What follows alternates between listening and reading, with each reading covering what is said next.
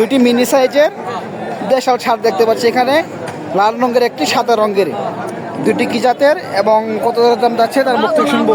এই সাদা রঙটাকে আমরা দেখবো এটি কত দাম যাচ্ছে, একটু ভালোভাবে দেখে আপনাদের। চাচা এনেছে, চাচা এটা আপনারই, কত যাচ্ছেন? 80,000। দর্শক 80,000 চাচা দাম, কিন্তু এখনো বিক্রি হয় নাই। কত দাম টাম বলে নাই? 70 বলছে।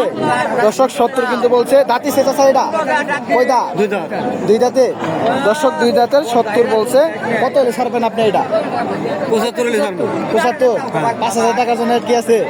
দর্শক 75,000 ছেড়ে দেবে। দেখেন মোটামুটি সাইজের দেশাল গরু, দেশাল। এখানে একটা দেখতে পাচ্ছি একদম লাল রঙের, এটা মনে হয় দেশাল হবে, হাড্ডি মার্কা। এটা কত দাম যাচ্ছে? যাদের কম বাজেটের তারা নিতে পারবে।